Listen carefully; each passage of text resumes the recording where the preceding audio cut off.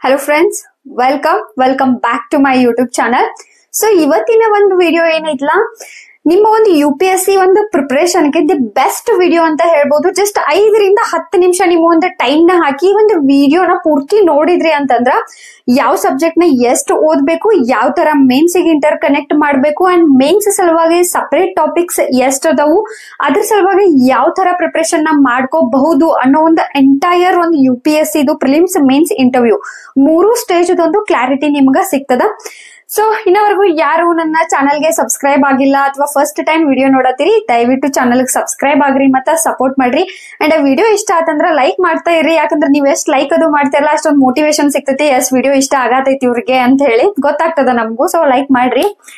ಇನ್ನ ಫಸ್ಟ್ ನಾವು ಏನ್ ತಿಳ್ಕೊಳ್ಳೋಣ ಅಂತಂದ್ರೆ ಎಕ್ಸಾಮ್ ನ ಪ್ಯಾಟರ್ನ್. ಆಲ್ರೆಡಿ 1 ಅಟೆಂಪ್ಟ್ 2 ಅಟೆಂಪ್ಟ್ ಕೊಟ್ಟವ್ರಿಗೆ ಗೊತ್ತಿರ್ತದ. ಅಂಡ್ ಈ ವಿಡಿಯೋ ಜಸ್ಟ್ ಬಿಗಿನರ್ಸ್ ಗೆ ಅಷ್ಟ ಅಲ್ಲ, ಫಸ್ಟ್ ಅಟೆಂಪ್ಟ್ ಸೆಕೆಂಡ್ ಅಟೆಂಪ್ಟ್ ಒಳಗೆ ಫೇಲ್ಯೂರ್ ಆದವ್ರಿಗೂ ಒಂದು ಹೆಲ್ಪ್ ಆಗ್ತದ. ಯಾವ ತರ ಅವ್ರು ಮಿಸ್ಟೇಕ್ ಮಾಡತ್ತಿದ್ರು, ಏನ್ ಅವ್ರು ಚೇಂಜಸ್ ಮಾಡ್ಕೋಬೇಕು ಅನ್ನೋದನ್ನ ಅವ್ರಿಗೆ ಗೊತ್ತಾಗ್ತೈತಿ. ಬಿಫೋರ್ ದಟ್ ಒಂದ್ಸಲ ಒಂದು ಎಕ್ಸಾಮಿನೇಷನ್ ಪ್ಯಾಟರ್ನ್ ತಿಳ್ಕೊಳ್ಳೋನು ಬಿಗಿನರ್ಸ್ ಗೆ ಹೆಲ್ಪ್ ಆಗ್ತದಂತ. ಸೊ ಈ ಒಂದು ಪರೀಕ್ಷೆ 3 ಸ್ಟೇಜಸ್ ಒಳಗೆ ನಡೀತದ. ಪ್ರಿಲಿಮ್ಸು, ಮೇನ್ಸು, ಇಂಟರ್ವ್ಯೂ 3 ಸ್ಟೇಜ್ ಒಳಗ ಪರೀಕ್ಷೆ ಇರ್ತದ. ಪ್ರಿಲಿಮ್ಸ್ ಒಳಗ ಪೇಪರ್ 1 ಪೇಪರ್ 2 ಪೇಪರ್ 1 GS ಇರ್ತದ. ಸೊ ಅಲ್ಲಿ ನಿಮ್ದು ಹಿಸ್ಟ್ರಿ, ಪಾಲಿಟಿ ಆಗಿರ್ಬೋದು, current affairs, science and technology, environment, geography, economy ಎಲ್ಲ ಸಬ್ಜೆಕ್ಟ್ಸ್ ಬರ್ತದ. ಇನ್ನ ಪೇಪರ್ 2 ಸಿಸ್ಯಾಟ್ ಇರ್ತೈತಿ. ಇಂಗ್ಲಿಷ್ ರೀಡಿಂಗ್ ಕಾಂಪ್ರಹೆನ್ಷನ್ ಆಗಿರ್ಬೋದು, ರೀಸನಿಂಗ್, ಆಪ್ಟಿಟ್ಯೂಡ್ ಇಷ್ಟಿರ್ತದ. ಅಂಡ್ ಈ ಒಂದ್ ಸಿಸ್ಯಾಟ್ ಪೇಪರ್ ಕ್ವಾಲಿಫೈಯಿಂಗ್ ನೇಚರ್ ಒಳಗಿರ್ತದ. ಇನ್ನು ಪೂರ್ತಿ ಪ್ರಿಲಿಮಿನರಿ ಪರೀಕ್ಷೆನೂ ಒಂಥರ ಕ್ವಾಲಿಫೈಯಿಂಗ್ ನೇಚರ್ ಒಳಗನ ಇರ್ತದ. ಯಾಕಂತಂದ್ರ ಪ್ರಿಲಿಮ್ಸ್ ಕ್ಲಿಯರ್ ಮಾಡೋದು ಜಸ್ಟ್ ಮೇನ್ಸ್ ಗೆ ಎಂಟ್ರಿ ತಗೊಳ್ಳಿಕ್ ಅಷ್ಟನ. ಫೈನಲ್ ಒಂದು ರಿಸಲ್ಟ್ ನಿಮ್ದು ಏನ್ ಬರ್ತೈತ್ಲಾ ಅಲ್ಲಿ ನಿಮ್ದು ಮೇನ್ಸ್ ಪ್ಲಸ್ ಇಂಟರ್ವ್ಯೂ ಮಾರ್ಕ್ಸ್ ಅಷ್ಟ ಕೌಂಟ್ ಆಗ್ತಾವು. ಪ್ರಿಲಿಮ್ಸ್ ಮಾರ್ಕ್ಸ್ ಕೌಂಟ್ ಆಗಂಗಿಲ್ಲ. ಐ ಹೋಪ್ ಸೊ ಪ್ರಿಲಿಮ್ಸ್ ಒಳಗೆ ನೀವು ಜಸ್ಟ್ ಪಾಸ್ ಆಗೋ ಕಡೆ ಅಷ್ಟ ಫೋಕಸ್ ಮಾಡೋದು, ಟಾಪರ್ ಆಗೋ ಕಡೆ ಅಲ್ಲ. ಸೊ ಏನ್ ಫೋಕಸ್ ಮಾಡ್ತಿರಲ್ಲ, ಅದ್ ಏನಿದ್ರು ನೀವ್ ಏನ್ ಜುಗಾಡ್ ಮಾಡ್ಬೇಕು ಅನ್ಕೋತಿರಲ್ಲ ಎಲ್ಲ ಇಲ್ಲಿ ಮೇನ್ಸು ಇಂಟರ್ವ್ಯೂ ಇಲ್ಲಿ ಸ್ಕೋರ್ ಇಲ್ಲೇನೆ ಸ್ಕೋರ್ ಹೆಚ್ಚಾಗ್ಬೇಕು. ಬಟ್ ವಿದ್ಯಾರ್ಥಿಗಳು ಬರೀ ತಲೆಯೊಳಗ್ ಪ್ರಿಲಿಮ್ಸ್ ಇಟ್ಕೊಂಡ್ ಕಾಸ ಆ ಪ್ರಿಲಿಮ್ಸು ಕ್ಲಿಯರ್ ಮಾಡಂಗಿಲ್ಲ, ಮೇನ್ಸ್ ಕಡೆ ಹೋಗಾಕೂ ಆಗಂಗಿಲ್ಲ. ಸೊ ಮೇನ್ಸ್ ಬಹಳ ಇಂಪಾರ್ಟೆಂಟ್ ಒಂದು ಸೆಕ್ಷನ್. ಇಲ್ಲೇ ಮೇನ್ಸ್ ಬಹಳ ಫೋಕಸ್ ಕೊಡ್ಬೇಕಾಗಿರುವಂತ ಒಂದು ಸ್ಟೇಜ್ ಅಂದ್ರ mains. Then coming to interview. ಈ ಇಂಟರ್ವ್ಯೂ ಹೆಂಗಂತಂದ್ರ ಪ್ರಿಲಿಮ್ಸು ಮೇನ್ಸು ಏನ್ ಬೆಸ್ಟ್ ಓದಿರ್ತಿರಲ್ಲ ಅದ್ರದ್ದೊಂದು ರಿವಿಷನ್ ತಗೊಳ್ರಿ, ಬೆಸ್ಟ್ ಆಗಿ ರಿವಿಷನ್ ತಗೋತೀರಿ. ಅಂಡ್ ಇಂಟರ್ವ್ಯೂ ಟೈಮ್ ಒಳಗ 1 month 2 month ಇಂಟರ್ವ್ಯೂ ಟೈಮ್ ಇರ್ತೈತ್ಲಾ, ಆ ಟೈಮ್ ಒಳಗ ಪೂರ್ತಿ ಸುತ್ತಮುತ್ತ ದೇಶದೊಳಗ, ನಿಮ್ಮ ಸುತ್ತಮುತ್ತ ರಾಜ್ಯದೊಳಗ, ನಿಮ್ಮ ಜಿಲ್ಲೆ ಒಳಗ ಏನೇನ್ ಆಗತೈತಿ ಅದನ್ನ ಪರ್ಫೆಕ್ಟ್ ಆಗಿ ಓದ್ಕೊಂಡ್ರಿ ಅಂತಂದ್ರ ಅಂಡ್ ನಿಮ್ಮ ಡಿಟೇಲ್ಡ್ ಅಪ್ಲಿಕೇಶನ್ ಫಾರ್ಮ್ ಏನ್ ನೀವು ಫಿಲ್ ಮಾಡಿರ್ತಿರಲ್ಲ ಯಾವಾಗ ಮೇನ್ಸ್ ಅಪ್ಲಿಕೇಶನ್ ಹಾಕುವಾಗ ಅದನ್ನ ಅದ್ರ ಬಗ್ಗೆ ಚೂರು ಪ್ರಿಪರೇಷನ್ ಮಾಡ್ಕೊಂಡ್ ಕಾಸ ಒಂದ್ ಕರೆಂಟ್ ಇವೆಂಟ್ಸ್ ಇದನ್ನ ರಿವಿಷನ್ ಮಾಡ್ಕೊಂಡ್ರೆ ಇನಫ್ ಅದ, ಇಂಟರ್ವ್ಯೂ ಕ್ಲಿಯರ್ ಆಗ್ತೈತಿ. ಸೊ ಇಲ್ಲಿ ಮೇನ್ ಏನ್ ಫೋಕಸ್ ಕೊಡ್ಬೇಕು, ಮೇನ್ಸ್.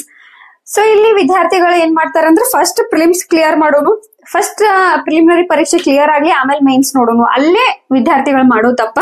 ಸೊ ಮೇನ್ ಥಿಂಗ್ ಏನಂತಂದ್ರ ನಿಮ್ಮ ಒಂದು ಫೋಕಸ್ ಎಲ್ಲಿರ್ಬೇಕು ಅಂತಂದ್ರ ಮೇನ್ಸ್ ಮೇಲೆ. ಯಾಕಂದ್ರ ಯಾವಾಗ ಮೇನ್ಸ್ ಒಂದು ಟಾಪಿಕ್ಸ್ ನಿಮಗ್ ಕ್ಲಿಯರ್ ಆಗ್ತಾವಲ್ಲ, ಇಶ್ಯೂಗಳ ಕ್ಲಿಯರ್ ಆಗ್ಬೇಕವು ಪೂರ್ತಿ.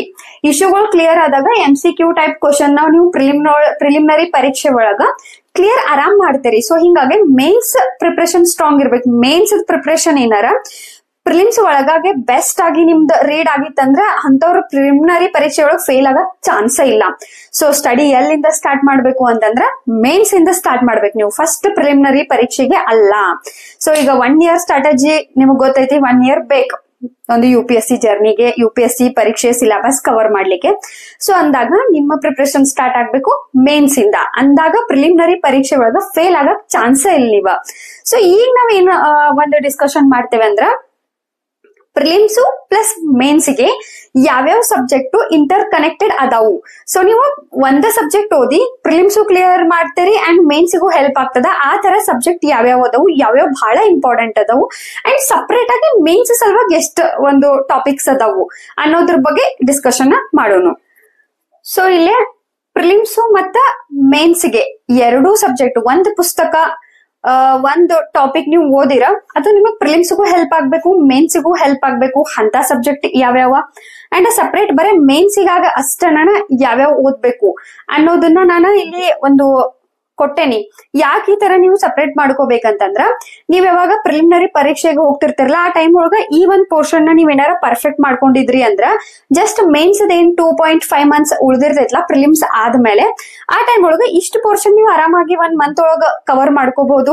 ಆಲ್ರೆಡಿ ಈ ಒಂದ್ ಪೋರ್ಷನ್ ಎಲ್ಲ ನಿಮ್ ಬಿಫೋರ್ ಪ್ರಿಲಿಮ್ಸ್ ಅನ್ನ ಮುಗ್ದಿರ್ತದ. ಇಷ್ಟಕ್ ನೀವು 1 month ಒಳಗ ಈ ಒಂದ್ ಸಿಲೆಬಸ್ ಕವರ್ ಮಾಡ್ಕೊಂಡ್ರ ರಿಮೈನಿಂಗ್ 1.5 ತಿಂಗಳೊಳಗ ನೀವ ಟೆಸ್ಟ್ ಸೀರೀಸ್ ಜಾಯಿನ್ ಆಗ್ಬೋದು ಅಥವಾ ಸಮ್ವೇರ್ ಏನೋ ಒಂದ್ ಟಾಪಿಕ್ಸ್ ನ ಮಿಸ್ ಮಾಡಿದ್ರಿ ಅಂತಂದ್ರ ಅದನ್ನ ಓದ್ಕೋಬಹುದು. ಅಂಡ್ ರಿವಿಷನ್ ಇಲ್ಲ ಅಂತಂದ್ರೆ ನೀವು ಯಾವ ಪರೀಕ್ಷೆಯನ್ನು ಕ್ಲಿಯರ್ ಮಾಡಕ್ ಪಾಸಿಬಲ್ ಇಲ್ಲ. ಅಂಡ್ ಜೊತೆಗೆ ಮೇನ್ಸ್ ಅಂದಾಗ ಆನ್ಸರ್ ರೈಟಿಂಗ್ ಬೇಕಾಗ್ತದ. ಸೊ ಅದಕ್ಕೂ ಅಗೇನ್ ಪ್ರಾಕ್ಟೀಸ್ ಬೇಕು. ಸೊ 1.5 ತಿಂಗಳು ಏನಾರ ನಿಮ್ ಕಡೆ ಟೈಮ್ ಎಕ್ಸ್ಟ್ರಾ ಉಳಿತಂದ್ರ ನಿಮ್ದು ಆನ್ಸರ್ ರೈಟಿಂಗ್ ಬೆಸ್ಟ್ ಆಗ್ತೈತಿ, ರಿವಿಷನ್ ಆಗ್ತದ, ಟೆಸ್ಟ್ ಸೀರೀಸ್ ಆಗ್ತದ. ಸೊ ಈ ಎಲ್ಲಾ ಕಾರಣಗಳಿಂದ ನೀವು ಈ ಒಂದು ಪ್ಯಾಟರ್ನ್ ನ ಬಿಫೋರ್ ಪ್ರಿಲಿಮಿನರಿ ಪರೀಕ್ಷೆ ಏನ್ ಸ್ಟಾರ್ಟ್ ಮಾಡ್ತಿರಲ್ಲ ಅವಾಗನ ನೀವ ಈ ತರ ಒಂದು ಪ್ಲಾನ್ ಮಾಡ್ಕೊಂಡ್ ಕಸ ಪ್ರಿಪೇರ್ ಆಗ್ರಿ. ದಯವಿಟ್ಟು ಇದನ್ನ ನಿಮ್ಮ ಒಂದು ಡೈರಿ ಆಗಿರ್ಬೋದು, ಒಂದು ನೋಟ್ಸ್ ಆಗಿರ್ಬೋದು, ಎಲ್ಲರ ಒಂದು ಪೇಜ್ ಒಳಗ ಬರ್ಕೊಡ್ರಿ. ಈ ತರ ಒಂದಷ್ಟು ಸ್ಟ್ರಾಟಜಿನ ನೀವು ರೆಡಿ ಮಾಡ್ಕೋಬೇಕಾಗ್ತದ. ಯಾಕಂದ್ರೆ ಎಕ್ಸಾಮಿನೇಷನ್ ಒಂದು ಕಾಂಪಿಟೇಷನ್ ಲೆವೆಲ್ ಹೈ ಅದ. ಇಲ್ಲಿ ಸ್ಟ್ರಾಟಜಿ ಬೆಸ್ಟ್ ಇರ್ಬೇಕು, ಸೋರ್ಸಸ್ ಬೆಸ್ಟ್ ಇರ್ಬೇಕು, ಅಂಡ್ ಟೈಮ್ ಮ್ಯಾನೇಜ್ಮೆಂಟ್ ಮಾಡೋ ಒಂದು ಕಲೆ ಐತ್ಲಾ ಅದು ಬೆಸ್ಟ್ ಇರ್ಬೇಕು.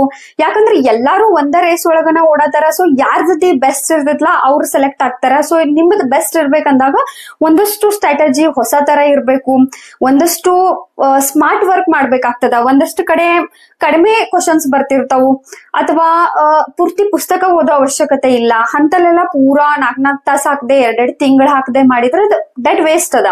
ನಿಮ್ಗೆಲ್ಲ ಏನೈತಿ ಪ್ರಿಲಿಮ್ಸ್ ಮೇನ್ಸ್ ಇಂಟರ್ವ್ಯೂ ಕ್ಲಿಯರ್ ಮಾಡ್ಬೇಕಷ್ಟ. ಆ ಸಬ್ಜೆಕ್ಟ್ ಒಳಗೆ ದೊಡ್ಡ PhD ಮಾಡೋ ಅವಶ್ಯಕತೆ ಅಂತೂ ಇಲ್ಲ. ಸೊ ಹಿಂಗಾಗಿ ಈ ತರ ಒಂದು ಪ್ಲಾನ್ ನ ಮಾಡ್ಕೊಡ್ರಿ. ಅಂಡ್ ಸದ್ಯಕ್ಕಂತೂ ನಮ್ ಕಡೆ ಡಿಜಿಟಲ್ ಬೋರ್ಡ್ ಇಲ್ಲ. ಸೊ ಇದ್ರೊಳಗ ನೀವು ಅಡ್ಜಸ್ಟ್ ಮಾಡ್ಕೋಬೇಕಾಗ್ತದ. ಇಲ್ಲಿ ಪ್ರಿಲಿಮ್ಸ್ ಪ್ಲಸ್ ಮೇನ್ಸ್ ಗೆ ಹೆಲ್ಪ್ ಆಗೋ ಒಂದು ಸಬ್ಜೆಕ್ಟ್. ಪ್ರಿಲಿಮ್ಸ್ ಅಂತೂ ಓದ್ತೀರಿ. ಸೊ ಅದನ್ನ ಮೇನ್ಸ್ ಗೆ ಸೇರಿಸಿ ಓದ್ಕೋಬೇಕು. ಹೆಂಗ್ ಓದ್ಕೋಬೇಕಂತಂದ್ರ ಮೇನ್ಸ್ ಗೆ ಏನ್ ಬೇಕು, ನೀವು ಆನ್ಸರ್ ರೈಟಿಂಗ್ ಮಾಡ್ಬೇಕಾಗ್ತದ. ಪ್ರಿಲಿಮ್ಸ್ ಗೇನು MCQ ಟೈಪ್ ಕ್ವಶನ್ ಇರ್ತಾವ. ಬಟ್ ಮೇನ್ಸ್ ಗೆ ಹೆಂಗಂತಂದ್ರ ನೀವು ಅದನ್ನ ಪ್ಯಾರಾಗ್ರಾಫ್ ಒಳಗ ನೀವು ಅದನ್ನ ಎಕ್ಸ್ಪ್ರೆಸ್ ಮಾಡ್ಬೇಕು. ಸೊ ಮೇನ್ಸ್ ಗೆ ಹೆಂಗ್ ಓದ್ಬೇಕಲ್ಲ ಅದ ತರನ ನೀವು ಸ್ಟಡಿನ ಸ್ಟಾರ್ಟ್ ಮಾಡ್ಕೊಳ್ರಿ. ಜಸ್ಟ್ ಪ್ರಿಲಿಮ್ಸ್ ಗೆ ಓದೋ ತರ ಓದಾಕ್ ಹೋಗ್ಬೇಡ್ರಿ. ಜಸ್ಟ್ MCQ ಟೈಪ್ ಬೇಕು, ಜಸ್ಟ್ ಹೈಲೈಟೆಡ್ ಪಾಯಿಂಟ್ಸ್ ಅಷ್ಟ ನಾನು ಓದ್ಕೊಂತ ಹೋಗ್ತೇನೆ ಆ ತರ ಮಾಡ್ಬೇಡ್ರಿ. ಪೂರಾ ಇಶ್ಯೂ ಒಂದ್ ಆರ್ಟಿಕಲ್ ಇರ್ಲಿ, ಒಂದು ಟಾಪಿಕ್ ಇರ್ಲಿ, ಅದನ್ನ ಥರೋ ಆಗಿ ಅರ್ಥ ಮಾಡ್ಕೊಳ್ರಿ.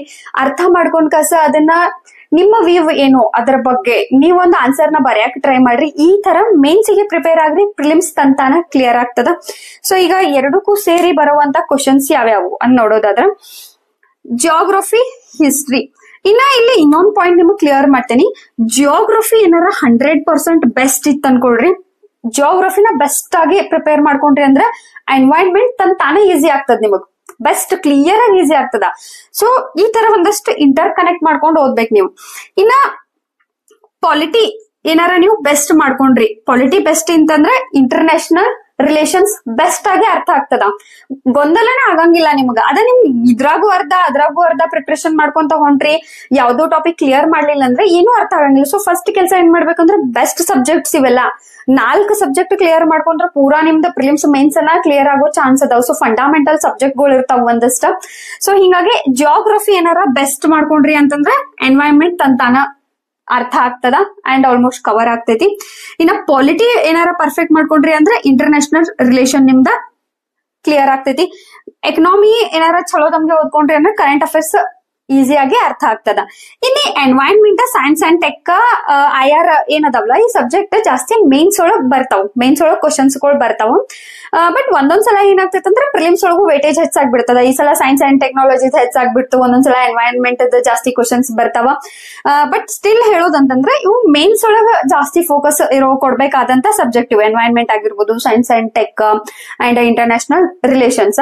ಸೊ ಪ್ರಿಲಿಮ್ಸ್ ಗೆ ಬೆಸ್ಟ್ ಆಗಿ ನೀವು ನಾ ಪ್ರಿಲಿಮ್ಸ್ ಕ್ಲಿಯರ್ ಮಾಡ್ಲೇಬೇಕಂದಾಗ ಜಿಯೋಗ್ರಫಿ, ಹಿಸ್ಟ್ರಿ, ಪಾಲಿಟಿ, ಎಕನಾಮಿ ಅದಾವಲ್ಲ ಇವು ಕೋರ್ ಫಂಡಮೆಂಟಲ್ ಸಬ್ಜೆಕ್ಟ್. ಇವ್ ನೀವು ಬೆಸ್ಟ್ ಆಗಿ ಓದ್ಕೋಬೇಕು. ಸೊ ಇಷ್ಟು ಸಬ್ಜೆಕ್ಟ್ ಪ್ಲಸ್ ಕರೆಂಟ್ ಅಫೇರ್ಸ್ ಅಂತ ನಿಮಗ್ ಪ್ರಿಲಿಮ್ಸ್ಗೂ ಬೇಕು, ಮೇನ್ಸ್ಗೂ ಬೇಕು, ಇಂಟರ್ವ್ಯೂಗೂ ಬೇಕು. ಸೊ ಒಂದ್ಸಲ ಓದುವಾಗ ಮಸ್ತ್ ಆಗಿ ಬೆಸ್ಟ್ ಆಗಿ ನೀವೇನಾರ ಓದಿರಿ ಅಂತಂದ್ರೆ 3 ಸ್ಟೇಜ್ ಒಳಗ್ ನಿಮಗ್ ಕರೆಂಟ್ ಅಫೇರ್ಸ್ ಬರೇ ಇವತ್ತಿಂದ ಓದಿ 1 ಮಂತ್ ಏನಾರ ಚಲೋ ತಮ್ಗೆ ಓದಿರಿ ಅಂತಂದ್ರೆ ನೆಕ್ಸ್ಟ್ ಬರೀ ರಿವಿಷನ್ ಮಾಡ್ತಾ ಹೋಗೋದು. ಫ್ರೆಶ್ ಕರೆಂಟ್ ಅಫೇರ್ಸ್ ಈ ಮಂತ್ ಓದೋದು, next month current affairs start ಮಾಡೋಕ್ಕಿಂತ ಮೊದ್ಲ 2-3 ದಿನ ಹಳೆ ಮಂತದು ಕರೆಂಟ್ ಅಫೇರ್ಸ್ ಗೆ ರಿವಿಷನ್ ಗೆ ಹೆಲ್ಪ್ ಗೆ ಆಗೋ ತರ ಟೈಮ್ ಕೊಡ್ತಾ ನೀವು ಹೋಗ್ಬೇಕಾಗ್ತದ ಅಷ್ಟ. But revision important current affairs ಒಳಗ. ಓಕೆನಾ, ಮೇನ್ಸ್ ಗೆ ಅಷ್ಟ ಓದ್ಬೇಕಾದಂತ ಅಂದ್ರ ಈ ಕ್ವಶನ್ಸ್, ಈ ಒಂದ್ ಟಾಪಿಕ್ ಮೇಲಿನ ಕ್ವಶನ್ಸ್ ಆಲ್ಮೋಸ್ಟ್ ಪ್ರಿಲಿಮ್ಸ್ ಒಳಗ್ ಬರಂಗಿಲ್ಲ, ಓನ್ಲಿ ಮೇನ್ಸ್ ಗೆ ಬರ್ತಾವು. ಆ ತರ ಸಬ್ಜೆಕ್ಟ್ ಆ ತರ ಯಾವ್ಯಾವ ನೋಡೋದಾದ್ರ ಎಥಿಕ್ಸ್, ಪೇಪರ್ 4 ಒಳಗ್ ಎಥಿಕ್ಸ್ ಅದ. ಎಥಿಕ್ಸ್ ಗಂತೂ ಟೈಮ್ ಕೊಡ್ಬೇಕು ನೀವು. ಕೇಸ್ ಸ್ಟಡೀಸ್ ಇರ್ತದ, ಥಿಯರಿ ಇರ್ತದ, ಸೊ ಪ್ರಾಕ್ಟೀಸ್ ಇಂಪಾರ್ಟೆಂಟ್ ಎಥಿಕ್ಸ್ ಗೆ. ಸೊ ಇದು ethics. Then world history. World history ಮೇಲೆ ಬರೋದನ್ನ 1-2 ಕ್ವಶನ್ಸ್ ಬರ್ತಾವ, ಬಟ್ ನೆಗ್ಲೆಕ್ಟ್ ಮಾಡಕ್ ಆಗಂಗಿಲ್ಲ, ಯಾಕಂದ್ರೆ UPSC ಒಳಗೆ ಒಂದೊಂದು ಅಂಕಗಳನ್ನು ಇಂಪಾರ್ಟೆಂಟ್. ಸೊ ಹಿಂಗಾಗಿ ವರ್ಲ್ಡ್ ಹಿಸ್ಟ್ರಿ ಮೇಲೆ ಓದ್ಕೋಬೇಕಾಗ್ತದ 1 to 2 ಕ್ವಶನ್ಸ್. ಸೊಸೈಟಿ, ಆಮೇಲೆ social justice, internal security. So ಈ ಟಾಪಿಕ್ ಗಳು ಹೆಂಗದಾವ ಅಂದ್ರ ಎಥಿಕ್ಸ್ ಒಂದ್ ಬಿಟ್ಟು ಹೇಳತ್ತೀನಿ. ಈ ರಿಮೈನಿಂಗ್ ಸಬ್ಜೆಕ್ಟ್ ಸಲುವಾಗಿ ನೀವು ಸಪರೇಟ್ ಪುಸ್ತಕಗಳನ್ನ ಪರ್ಚೇಸ್ ಮಾಡೋ ಅವಶ್ಯಕತೆ ಇಲ್ಲ. ಯಾವ್ದಾರ ಬೆಸ್ಟ್ ಕ್ಲಾಸಸ್ ಇದ್ದು ಅಂತಂದ್ರೆ ಯೂಟ್ಯೂಬ್ ಒಳಗ ಕ್ಲಾಸಸ್ ನ ನೋಡಿ ನೋಟ್ಸ್ ಮಾಡ್ಕೊಡ್ರಿ, ಇಲ್ಲ ಕೋಚಿಂಗ್ ಇನ್ಸ್ಟಿಟ್ಯೂಟ್ ಏನಾರ ನಿಮಗ್ ನೋಟ್ಸ್ ಸಿಕ್ಕ್ರೆ ನೋಟ್ಸ್ ತಗೊಳ್ರಿ, ಅಥವಾ ಯಾವ್ದಾರ ಸೀನಿಯರ್ಸ್ ಅಥವಾ ಎಲ್ಲಿಂದಾರ ನೋಟ್ಸ್ ಸಿಗಾತೈತಿ ಅಂತಂದ್ರ ನೋಟ್ಸ್ ಇಂದ್ರೂ ನೀವು ಇಷ್ಟ ಟಾಪಿಕ್ ನ ಆರಾಮಾಗಿ ಕವರ್ ಮಾಡ್ಕೋಬಹುದು. ಇಲ್ಲ ನಂಗೆ ಸಪರೇಟ್ ಪುಸ್ತಕ ಬೇಕಂದ್ರೂ ಪುಸ್ತಕಗಳು ಅವೈಲೇಬಲ್ ಅದಾವ. ನಾ ಒಂದ್ ಇಂಟರ್ನಲ್ ಸೆಕ್ಯೂರಿಟಿ ಆಗಿರ್ಬೋದು, ಸೋಷಿಯಲ್ ಜಸ್ಟಿಸ್, ಪ್ರತಿಯೊಂದಕ್ಕೂ ಒಂದು ವಿಡಿಯೋಸ್ ಒಳಗ ಎಕ್ಸ್ಪ್ಲೇನ್ ಮಾಡೇನಿ ಯಾವ ಪುಸ್ತಕಗಳು ಅಂತ ಹೇಳಿ. ಸೊ ಪುಸ್ತಕಗಳನ್ನ ತಗೊಂಡ ಸೆಲೆಕ್ಟೆಡ್ ಒಂದು ಟಾಪಿಕ್ಸ್ ಯಾವ್ಯಾವ ಅದಾವು ಅದನ್ನ ನೋಡ್ಕೊಂಡ ನೀವು ಓದ್ಕೋಬೇಕು. ಪೂರ್ತಿ ಪುಸ್ತಕನ ಓದ್ಕೊಂಡ್ ಕುಂದಿರ್ದಂಗ ಜಸ್ಟ್ ಮೇನ್ಸ್ ಒಳಗ್ ಬಹಳ ಬೆಸ್ಟ್ ನಮ್ಗೆ ಸಿಲೆಬಸ್ ಕೊಟ್ಬಿಟ್ಟಾರ, ಅವ್ರು ಕೀವರ್ಡ್ಸ್ ಕೊಟ್ಬಿಟ್ಟಾರ ಕ್ಲಿಯರ್ ಆಗಿ, ಇಷ್ಟಿಷ್ಟ ವರ್ಡ್ಸ್ ಇಷ್ಟ ಓದ್ಬೇಕು ಅಂತ ಹೇಳಿ. ಆ ವರ್ಡ್ಸ್ ಎಲ್ಲೆಲ್ಲಿ ನಿಮಗ್ ಪುಸ್ತಕ ಒಳಗ್ ಸಿಕ್ತೈತ್ಲಾ ಅಷ್ಟ್ ತಗೊಳ್ರಿ, ಓದ್ಕೊಳ್ರಿ, ಅದ್ರದ ಒಂದ್ ಸೆಪರೇಟ್ ನೋಟ್ಸ್ ಮಾಡ್ಕೊಡ್ರಿ, ಮುಗೀತು ಇಷ್ಟ. ಸೊ ಈ ಒಂದು ಪೋರ್ಷನ್ ಗೆ ಏನೈತ್ಲಾ ಸ್ವಲ್ಪ ಓದ್ರಿ, ಜೊತೆಗೆ ಕರೆಂಟ್ ಅಫೇರ್ಸ್ ನ ಜಾಸ್ತಿ ಫೋಕಸ್ ಕೊಟ್ರಿ ಅಂತಂದ್ರ ಮೇನ್ಸ್ ಇಷ್ಟ ಪೋರ್ಷನ್ ನಿಮ್ಗ ಆರಾಮಾಗಿ ಉಳ್ದಂತ 1 hour ಒಳಗ್ 1 month ಒಳಗ್ ಕವರ್ ಆಗ್ತದ. ಸೊ ನಿಮ್ ಮೇನ್ ಫೋಕಸ್ ಎಲ್ಲಿರ್ಬೇಕಂದ್ರ ಪ್ರಿಲಿಮ್ಸ್ ಮೇನ್ಸ್ಗೂ ಸೇರಿ ಈ ಒಂದು ಸಬ್ಜೆಕ್ಟ್ಸ್. ಇನ್ನ ಆಪ್ಷನಲ್ ಅಂತೂ ನೀವೇನ್ ಸೆಲೆಕ್ಟ್ ಮಾಡ್ಕೋತೀರಿ ಅದ್ರ ಮೇಲೆ ಡಿಪೆಂಡ್ ಇರ್ತದ. ಸೊ ಇಲ್ಲೇನಾರ ಇಂಟರ್ ಕನೆಕ್ಟ್ ಆಗುವಂತ ಸಬ್ಜೆಕ್ಟ್ ನೀವು ತಗೊಂಡಿದ್ರಿ, ಹಿಸ್ಟ್ರಿ ತಗೊಂಡ್ರಿ ಅಂತಂದ್ರ ಆಪ್ಷನಲ್ ಒಳಗ ಪ್ರಿಲಿಮ್ಸು ಮೇನ್ಸು ಮತ್ ನಿಮ್ ಆಪ್ಷನಲ್ ಎಲ್ಲಾ ಕಡೆ ಹೆಲ್ಪ್ ಆಗ್ತದ. ಅಥವಾ ನೀವು ಈ ಎಲ್ಲಾ ಸಬ್ಜೆಕ್ಟ್ ಬಿಟ್ಟು ಬೇರೆ ಯಾವ್ದೋ ನಿಮ್ಮ ಒಂದು ಎಜುಕೇಶನ್ ಬ್ಯಾಕ್ ಗ್ರೌಂಡ್ ಒಳಗಿಂದ ಒಂದು ಇಂಜಿನಿಯರಿಂಗ್ ಬ್ಯಾಕ್ ಗ್ರೌಂಡ್ ಒಳಗ ಆಗಿರ್ಬೋದು ಆ ತರ ಸಬ್ಜೆಕ್ಟ್ ತಗೊಂಡ್ರಿ ಅಂತಂದ್ರೆ ಪೂರಾ ಸೆಪರೇಟ್ ಆಗಿ ನೀವು ಓದ್ಕೋಬೇಕಾಗ್ತದ. ಸೊ ಆಪ್ಷನಲ್ ಬಗ್ಗೆ ನೆಕ್ಸ್ಟ್ ವಿಡಿಯೋಸ್ ಒಳಗ್ ಮಾತಾಡೋನು. ಸೊ ಇದೊಂದು ಬೆಸ್ಟ್ ವಿಡಿಯೋ ಆಗ್ತದ ಡೆಫಿನೆಟ್ಲಿ. ಇನ್ ಕೇಸ್ ನೀವು ಇದರ ಒಂದು ಬಳಕೆನ ಕರೆಕ್ಟ್ ಆಗಿ ಮಾಡ್ಕೊಂಡ್ರ ಡೆಫಿನೆಟ್ಲಿ 100% ಹೇಳ್ತೇನೆ ನಾ ಒಂದು ಕ್ಲಾರಿಟಿ ಕೊಟ್ಟು ನಿಮಗ. ಸೊ ಈ ಒಂದು ಸ್ಟ್ರಾಟಜಿನ ಬಳಸ್ಕೊಡ್ರಿ.